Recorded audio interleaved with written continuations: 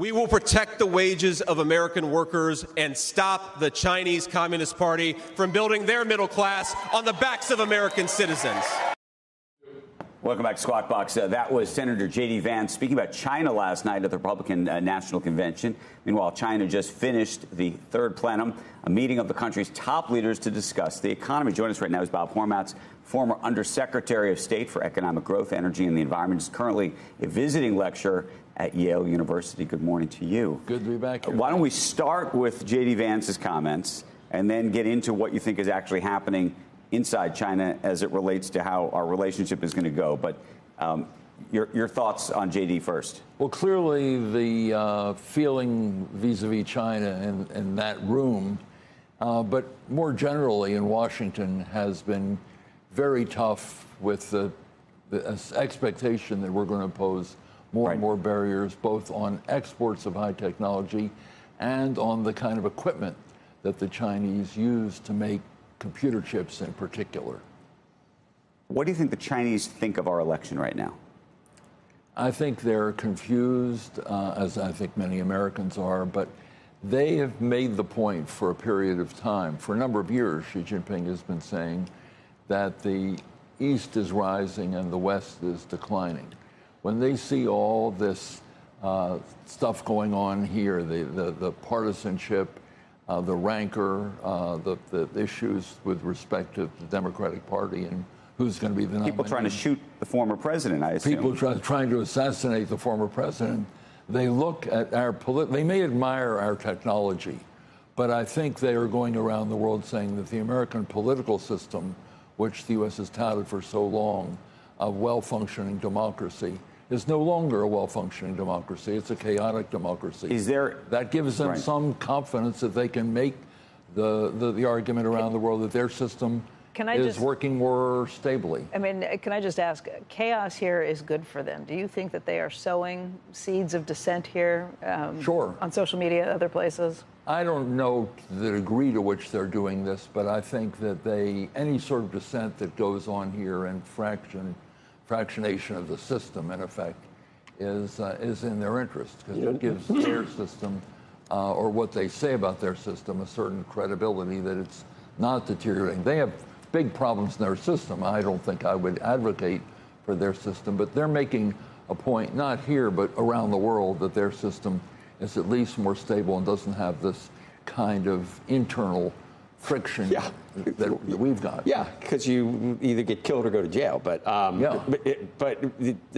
nobody, you can't tell me what our Taiwan strategy actually is, because it's strategic ambiguity. So Trump, everybody's talking about how Trump said they need to pay us. Why should we defend Taiwan? They stole all our chip making prowess. So it looks like he wouldn't defend it. But then again, he says he prevents war, so maybe he would defend it. But then Biden said, yeah, we'll defend it. But then they said, don't say that. And he said, okay, well, I don't know if we'll defend it. Well, it's totally confusing. We have no idea. If they were looking for ambiguity, we've got it. Because what would we do? Absolutely, there's ambiguity. And the Chinese, we should take a look at what the Chinese are doing.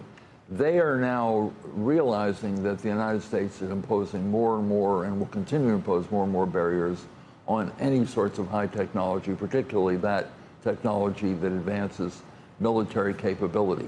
So they're putting money in, not to roads and highways and bridges, they're putting money into quantum, into AI, into 5G and 6G, because A, they don't want to be levered by the United States, and B, they want to use this to enhance their strategic What would we do?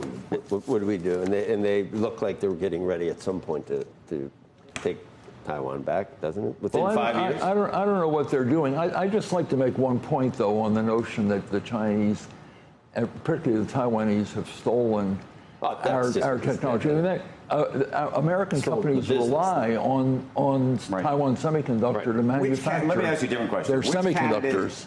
I mean, to make it political, which candidates do you think China would like to work with, or thinks that they could work with better? He's a Democrat. I understand. Okay. I understand, but he might. I think they have been surprised that Biden has not pulled back from some of the things Trump did. On the other hand, the Chinese like order, the disorder, and the fact that they don't really understand what our objectives are, I think is confusing to them. And I suspect they probably would prefer Trump because there's a lot of disorder, and he's made these statements.